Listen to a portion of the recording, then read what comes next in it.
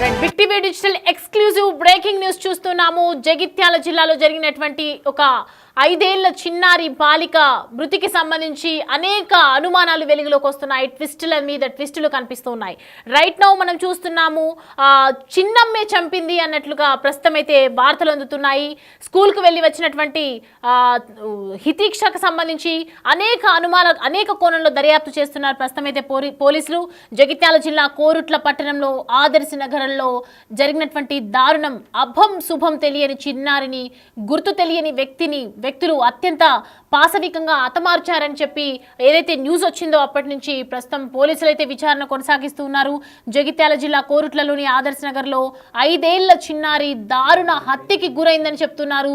సొంత చిన్నమ్మి పని చేసిందన్నట్లుగా మనకి ప్రస్తుతం అందుతోంది సమాచారం. ఈ ఘటన స్థానికంగా కూడా తీవ్ర కలకలంగా సృష్టిస్తోంది. దీంతో రంగంలోకి ఒక్కసారిగా దిగినటువంటి పోలీసులు దర్యాప్తు ముమ్మరం చేశారు. బాలికపై అత్యాచారం చేసి హతమార్చినట్లు ఆనవాళ్లు లభించాయి. పోలీసుల కోణంలో దర్యాప్తులో మనకి ప్రస్తుతం అందుతున్నటువంటి వెలుగులోకి వచ్చినటువంటి విషయాలు, ఎంత చిన్న పాప హితీక్ష అనే పాప 5 ఏళ్ల చిన్నారిని, అభం శుభం తెలియని అమాయకురాల్ని పాపం బంధువులే హతమార్చినట్లుగా మనకి సమాచారం అందుతోంది. అత్యాచారం చేసి అతి దారుణంగా, అతి కిరాతకంగా, నిజంగా మానవులైనా మృగాలేనా అని ఒకవైపు అనుమానాలు వస్తూ ఉన్నాయి. ఆదర్శ నగర్కు చెందినటువంటి 5 ఏళ్ల చిన్నారి ఆరు బయట ఆడుకుంటున్నటువంటి సమయంలో శనివారం సాయంత్రం నుండి చిన్నారి కనపడకపోవడంతో తల్లిదండ్రులు, ఇటు బంధువులు అందరూ కూడా ఆందోళన వ్యక్తం చేశారు.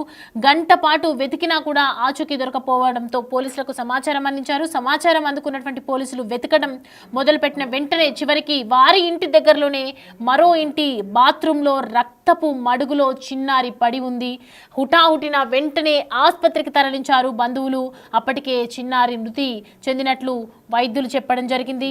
5 ఏళ్ల చిన్నారిని గొంతు కోసి కట్టరు వాడినట్లుగా కూడా ఆనవాళ్లు బయటపడుతూ ఉన్నాయి. అక్కడ ప్రస్తుతం పోలీసుల దర్యాప్తులో ఇప్పటికే సుమారు 40 మందిని విచారించారు పోలీసులు. సీసీటీవీ అలాగే సెల్ ఫోన్ లొకేషన్ ఆధారంగా ప్రస్తుతం అయితే విచారణ జరుగుతోంది. ప్రస్తుతం 40 మందిని కూడా విచారిస్తూ ఉన్నారు. కుటుంబ విభేదాలతోనే ఈ హత్య జరిగినట్లు తెలుస్తుంది. కుటుంబంలో ఉన్నటువంటి గొడవల కారణంగా ఒక చిన్నారిని నిజంగా పొట్టన పెట్టుకోవడం అనేది ఎంతో దారుణమైనటువంటి సిచ్యువేషన్ అని చెప్పొచ్చు. అత్యంత కిరాతకంగా చిన్నారిని పొట్టన పెట్టుకున్నారు. బంధువులే ఇలా చేయటం నిజంగా అసలు సమాజం ఎట్టిపోతుంది. బంధువులే ఇలా చేస్తూ ఉంటే ఆడపిల్లల మీద, చిన్నారుల మీద సమాజం ఎవరి కోసం పోరాడుతుందని మనకు నిజంగా అంతుతోచని ప్రశ్నగా మిగిలిపోతుంది. ఆయుధాలను ప్రస్తుతం అయితే స్వాధీనం చేసుకున్నారు. ఉపాధి కోసం ఒకవైపు రాము గల్ఫ్కు వెళ్ళడం జరిగింది. స్కూల్కు వెళ్ళి వచ్చిన తర్వాత వెంటనే హితీక్ష గురించి వెతకడం స్టార్ట్ చేశారు. ఈ వెతకడంలోనే అనేక అనుమానాలకు తావిదీసిన వెంటనే ఎవరైతే హితీక్షని వెంటనే ఆసుపత్రికి తీసుకెళ్లడం జరిగింది. వెంటనే ఆమె ప్రాణాలు కూడా కోల్పోయింది. బంధువుల చిన్నమ్మే ఇలా చేయటం అనేది నిజంగా బంధువుల ఏదైతే జరుగుతున్నటువంటి కుటుంబ కలహాలు, కుటుంబ గొడవల్లో హితీక్షను చిన్నమ్మే ఇలా చేయించడం అనేది నిజంగా దారుణమైన హత్యగా చెప్తూ ఉన్నారు. ప్రస్తుతం అయితే బాత్రూంలో చిన్నారి హితీక్షని గొంతు కోసి కట్టరు వాడి కత్తితో నరికి చంపినట్లుగా తెలుస్తోంది మనకి. ఎంత దయనీయంగా చంపడం అనేది నిజంగా ఎక్కడా చూడలేదన్నట్లు చెప్పాలి మనం. ఈ చిన్నారి తండ్రి పాపం ఉపాధి కోసం గల్ఫ్కి వెళ్ళడం జరిగింది. గుర్తు తెలియని వ్యక్తులు మాయమాటలు చెప్పి అఘాత్యం చేసి హత్య చేసినట్లుగా కూడా పోలీసులు ప్రస్తుతం అయితే అనుమానిస్తున్నారు. ఈ ఘటనకు సంబంధించి చుట్టుపక్కల వారిని కూడా విచారిస్తున్నారు.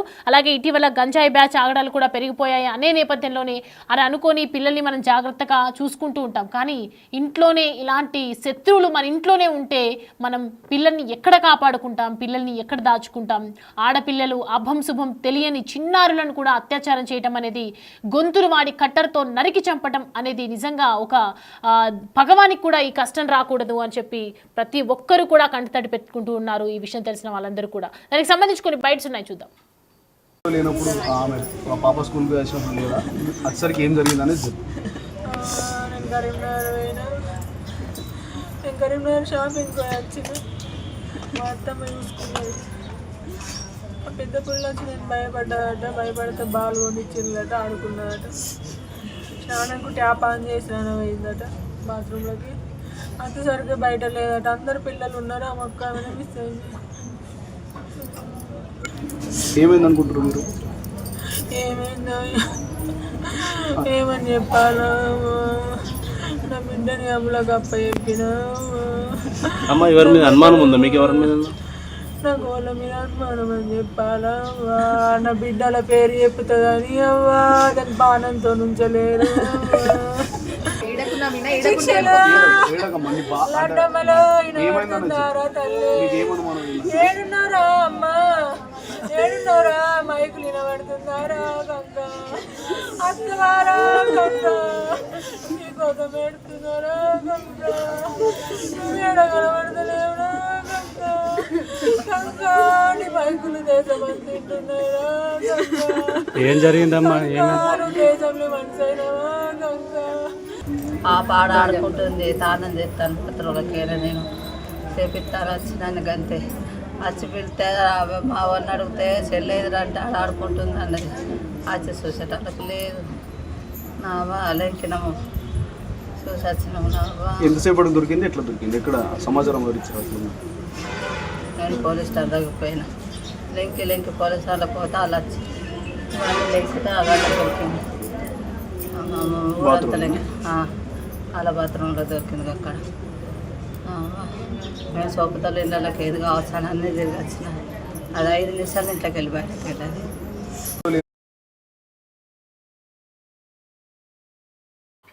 రైట్, చూస్తున్నాం కదా, తల్లి ఆవేదన వ్యక్తం చేస్తుంది. చిన్నారి హత్యకు సంబంధించి అనేక కారణాలు తెలుస్తున్న కొద్దీ ఇంట్లో ఉన్న వాళ్ళే ఇలా చేయడం అనేది నిజంగా బాధాకరం అనే చెప్పొచ్చు. ప్రతి ఒక్కరు కూడా గుండెల వేసేలా ఏడుస్తున్నటువంటి సిచ్యువేషన్స్ కనిపిస్తూ ఉన్నాయి. అక్కడ ఎంతో మంది కూడా జరుగుతున్నటువంటి దారుణమైనటువంటి సిచ్యువేషన్స్ అన్నీ కూడా వివరిస్తూ ఉంటే నిజంగా కంటతడే వస్తుందని చెప్పొచ్చు.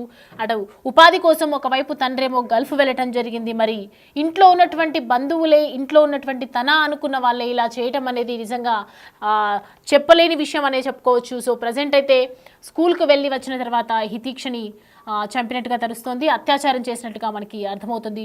పోలీసులు తెలిపినటువంటి వివరాల ప్రకారం మొత్తం కూడా జగిత్యాల జిల్లా కోరుట్ల పట్టణంలోని స్థానిక ఆదర్శ్ నగర్ కాలనీకి చెందినటువంటి ఆకుల రాము నవీన దంపతులకు 2 సంతానం. రాము ఉపాధి నిమిత్తం గల్ఫ్కు వెళ్లారు, నవీన పిల్లలతో కలిసి ఇక్కడే ఉంటున్నారు. వీరి కుమార్తె హితీక్ష 5 సంవత్సరాల బాలిక చిన్నారి శనివారం పాఠశాలకు వెళ్ళడం జరిగింది. సాయంత్రం స్కూల్ నుంచి ఇంటికి రావడం, తర్వాత ఇంటి బయట ఆడుకునేందుకు వెళ్ళటం జరిగింది.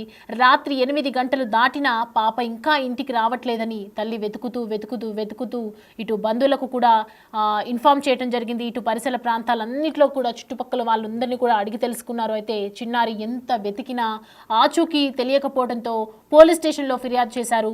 పోలీసులు వచ్చి వెంటనే చుట్టుపక్కల ఉన్నటువంటి ఇళ్లలో వెతకడం జరిగింది. వారింటికి దగ్గరలో నివసిస్తున్నటువంటి విజయ్ అనే వ్యక్తి ఇంటి ఆవరణలోని స్నానాల గదిలో బాలిక విగత జీవిగా కనిపించింది. ఇప్పటికైతే ప్రస్తుతం సమాచారం తెలుసుకున్నారు. సీసీ ఫుటేజ్ ఆధారంగానో ఇటు సెల్ ఫోన్స్ ఆధారంగా లొకేషన్స్ని ట్రేస్ చేయడం, ఇదంతా చూసిన తర్వాత అక్కడ ప్రస్తుతం చిన్నారిని హత్యాయత్నం చేసి అత్యాచారం చేసి ఆ అమ్మాయిని చంపినట్లుగా అర్థమవుతుంది. ఇంకా డీటెయిల్స్ అడిగి తెలుసుకుందాం. పోలీసుల విచారణలో ఏం తేలుతోంది, ఏం జరుగుతోంది అని చెప్పి మా ప్రతినిధి శ్రీనివాస్ అందుబాటులో ఉన్నారు మనతో మరిన్ని అప్డేట్స్ అందించడానికి. శ్రీనివాస్, రైట్ నౌ చూస్తున్నాము బాలికకు సంబంధించి అనేక ట్విస్ట్ల మీద ట్విస్టులు కనిపిస్తున్నాయి. అంటే చిన్నమ్మే సొంత బంధువులే ఇలా చేయటం అనేది నిజంగా బాధాకరమని చెప్పాలి.